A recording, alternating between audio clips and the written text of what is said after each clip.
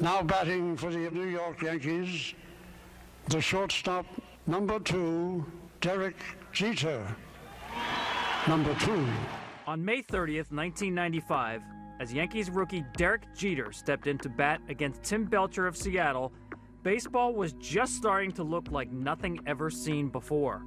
In just the next 10 years, 50 home runs in a season, one of the game's historic units of greatness, would be reached 18 times, as many times as happened before in the entire history of the game.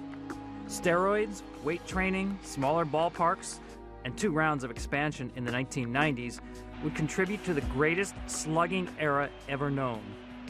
Jeter, a long, thin shortstop, entered this new world with a single, his first hit. It would be the first of 3,000 hits, one of the measurements in sports, unlike 50 home runs, the 4-minute mile, and the 1,000-yard season, whose value has remained fixed for more than 100 years. It's as special today as when Cap Anson became the charter member of the 3,000 Hit Club in 1897. Jeter is number 28 to get number 3,000 and the first Yankee. But there is something even more valuable about his career: reliability. Jeter never changed. He kept the same body, the same unorthodox inside-out swing, the swing that looks like a man inside a phone booth trying to swat away a bee, and the same priority that values collecting championship rings above collecting hits. He even kept the same model bat, using the same Louisville Slugger P72 he picked out of a bin at the minor league complex in 1992 as the 6th overall draft pick. Make no mistake, a reliable career often has been spectacular. A home run on his first opening day. Oh, you got a run on that one. That's gone. Holy cow. His first big league home run. The game-tying and fan-friendly home run in the 1996 ALCS. In right field, Tarasco going back to the track, to the wall. And what happens here? He contends that a fan reaches up and touches it. But Richie Garcia says no. It's a home run. Jeter comes across to tie the game. The first pitch homer in the Subway Series. And he goes after the first pitch, way back left field. Derek Jeter, he's on and out. Goodbye, home run. First pitch homer for Derek Jeter. The flip play. Down the right field line. Giambi on his way to third, and they're going to wave him around. The throw misses a cutoff man. Shot into the plate. Out of the plate. Derek Jeter with one of the most unbelievable plays you will ever see by a shortstop.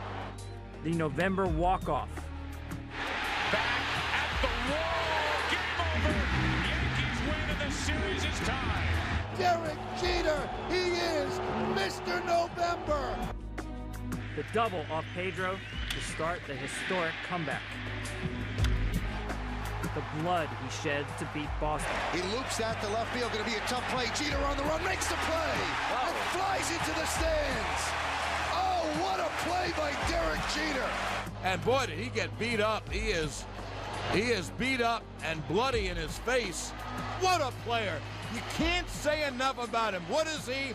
He's a winner. That's what he is. The jump throw, which became, next to the basket catch of Willie Mays, one of the only signature defensive plays in baseball history. But Jeter never hit 25 home runs, never won an MVP, never won a batting title.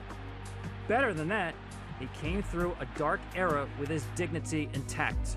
He represents baseball and the Yankees with class, in a style that harkens back to DiMaggio. But DiMaggio never played for a team that drew more than 2.3 million fans. Never played a World Series broadcast live coast to coast until his last in 1951. Never played in more than 9 ballparks, and none farther west than St. Louis. DiMaggio was largely unseen. Jeter is one of the most recognized athletes of the information age.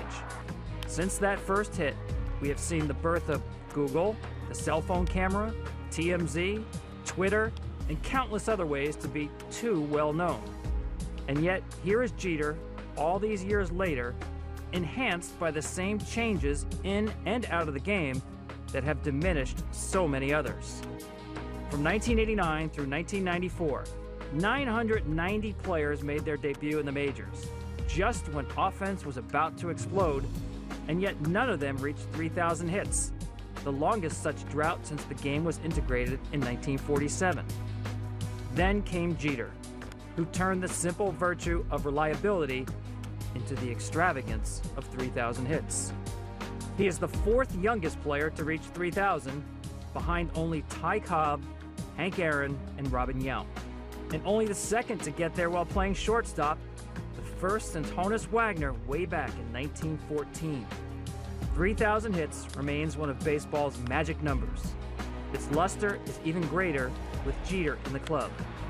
For it takes a special player to get through this era with 3,000 hits. To do so with your integrity intact takes Derek Jeter.